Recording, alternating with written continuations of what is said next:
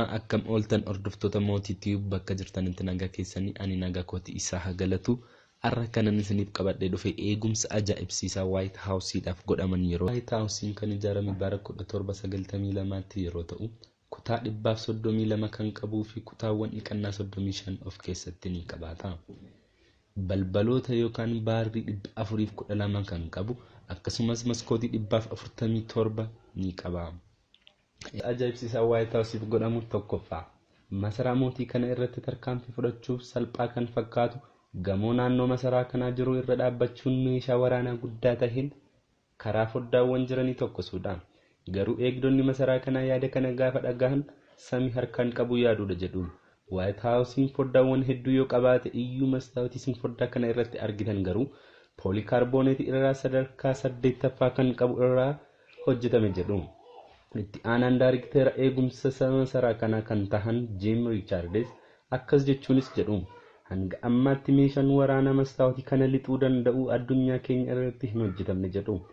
Kanaafis ragaadha jedhanii kan isaan dhiyeessan bara 2011 ji'a 11ffaa guyyaa gaafa 11tti namichi maqaan isaa Oskaaraa jedhamu rasaasraa fi inni masaraa kanatti dhokaase mastaawotiiwwan foddaa kanaa yeroo rukutanitti battalumatti itu mallattoo guddaa illee hin argamsiisin kufuudhaaf dirqamaniiru jedhu. Akkana jechuunis meeshaan waraanaa addunyaa keenya irra jiru kamiyyuu mastaawotii kana lixuu hin danda'u jedhu. Eegumsa ajaa'ibsiisaa lammaffaa naannoo masaraa kana dirooniiwwan socho'an lamaan namoonni baay'een naannoo masaraa kanaa yoo dhaabbatan iyyuu dirooniiwwan kana arguuf hin rakkatu. Masaraan kunis dirooniiwwan ajaja addaa ta'een hojjetaman lama ni qaba. Diroonii tokkoffaa kaameraan eegumsaa White House keessa jiran kallattii hundaan akka to'atan gargaaruuf kan tolfame yeroo ta'u diroonii inni lammaffaa ammoo sababa kamiin iyyuu diroonii addaa naannoo White House'tti yoo mul'atan battalumatti rukutanii buusuuf kan hojjetamanidha. Dabalataanis tooftaa adda addaa kaameraa eegumsaa fi eegdota darbee White House irraan miidhaa geessisu kan yaalu yoo jiraate dirooniiwwan kunneen gaaddidduu fi cararii illee seensaroota adda baasan waan qabaniif akkuma isin karra ol seenan irra geessaniin kutaalee eegumsaa hundaaf ergaa akeekkachiisa akka qaqqabsiisanitti kan tolfamanidha. Ajaa'ibsiisaa White House'if godhamu sadaffaa dhorkaa balaliinsa qilleensarraa waggoota 47 dura miseensa humna xiyyaaraa kan ta'e Robert Bristain humna xiyyaaraa Meerilaand jalaa xiyyaaraa hateen White House keessa lixee bu'uu isaa fi 20 booddee ammoo gama Washington rukutuun xiyyaarri White House irratti caccabe White House irra xiyyaarri kamiyyuu akka darbuu hin yaadneef sababa ta'eera. Yeroo ammaa kanas qilleensa naannoo White House irra beekaas ta'e otoo hin beekin balaliisaan xiyyaaraa kamuu eeyyama addaa otoo hin argatin qilleensa White House irra darbuuf yoo yaale misaa'eelonni xiyyaara kana daqiiqaa muraasa gidduutti gara daaraatti jijjiiran naannoo masaraa kanaa sa'aatii 24 guutuu qophaa'anii eegu. Akkas jechuunis namni kamiyyuu xiyyaara fayyadamuudhaan White House irra balaa geessisu yoo yaale daqiiqaa muraasa gidduutti xiyyaarri kun gara daaraatti deebi'uu danda'u jedhu.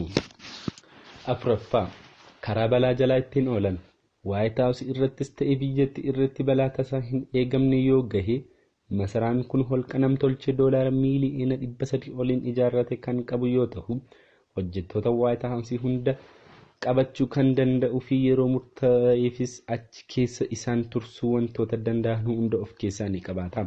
Kunis yeroo murtaa'eef nyaataaf dhugaatii isaan barbaachisu hunda akkuma masaraan mootii kun qabutti of keessaa holqa kana keessaa ni qaba jechuudha. Akkas jechuunis White House keessaa yoo bahuu barbaadan karri karaa biraa isaan baasu mooraa kana alatti dhaqee isaan baasu kan danda'u balbala biraa ni qaba holqi kun.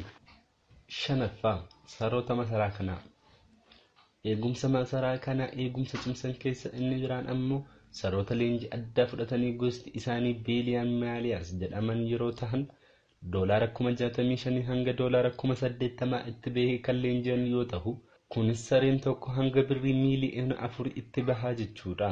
Saroonni kunis namni adda ta'e masaraa kana keessa yoo lixe tarkaanfii hanga du'aatti geessisu irratti fudhachuu ni danda'u. Dandeettiin arguu fi loluu isaanis baay'ee cimaa waan ta'eef eegdota masaraa kanaaf akka gargaaraa cimaatti fayyadu. Akkasumas saroonni kunneen sa'aatii tokkotti hanga maayilii 30 fiiganii qabuu kan danda'an yeroo ta'u kan namoota baay'ee ajaa'ibsiise garuu saroonni kun yeroo dullooman yeroo sooramaa gaarii ta'e kennamee fi jireenya bareeda akka jiraatan godhamuu isaaniiti. Ja'affaa namoota nyaata masaraa kanaa dhandhaman. Mootonni addunyaa keenya baay'een akkuma godhan nyaata qophaa'eef mootiin sun otoo hin nyaatin namootni qammasan qophaa'anii ta'anii yeroo ta'u, namoonni kun qaamni isaanii nagaa ta'uu isaanii erga mirkanaa'ee booddee nyaata sun mootittiitti kan dhiyaatu. Haa ta'u iyyuu malee nyaata suuqii irraa bitaman of eeggannoo adda ta'een kan bitaman yeroo ta'u, nyaatni White House bitamu kallattiin gara masaraa kanaatti kan ergamu osoo hin taane akka waan bakka biraatti barbaadameetti fakkeessuun iddoo biraatti erga dhaqee booda gara masaraa kanaatti akka dhufu ni godhama. Torbaffaa eegdota pirezidaantichaa yookaan boodigaardii pirezidaantii. Du'a pirezidaantii beekamaa John F. Kennedy booddee pirezidaantii masaraa kanaaf kan ramadaman eegdota ciccimoo ta'an baay'een isaanii 200,000 ta'u yeroo ta'u, pirezidaantii isaanii addabaabaay irraa hanga kutaa dhiqannaatti biraa kan hin dhibamne yeroo ta'an, maatii pirezidaantii fi hooggantoota biyyattiis bifuma wal fakkaatuun balaa kam irraa iyyuu isaan oolchuuf qophaa'anii jiru. Dabalataanis warreen pirezidaantii kana irraan balaa geessisuu yaalan eegdota kana jala dhokatanii tarkaanfii fudhachuu yoo yaalan eegdota akka ta'an kan hin beekamne. Dabalataan boodigaardiin 2,000 ol kan jiran yeroo ta'u, kana kan eegdota kaan irraa adda isaan godhu uummanni kan isaan hin beeknee fi boodigaardii akka ta'an namni kamiyyuu kan isaan hin beekne ta'uu isaaniiti. Boodigaardiin kunneen uffatni isaan uffatan uffata boodigaardii otoo hin ta'in uummatni waan uffatu uffatanii uummatni waan fakkaatanii uummata keessa socho'u isaaniiti. Hiriirri deeggarsaas ta'ee hiriirri mormii yeroo pirezidaantii irratti ka'u mormuu fi deeggaruudhaan uummata duukaa ni dhiyaatu. Kana jechuunis uummanni tarkaanfii adda ta'e tokko fudhachuudhaaf yoo yaale numatti sana to'achuudhaaf dandeettii adda ta'een qophaa'anii kan jiran ta'uu isaaniiti. Eegaan hordoftoota mootii tiibii har'a kanan isiniif qabadhee dhufe kana fakkaata.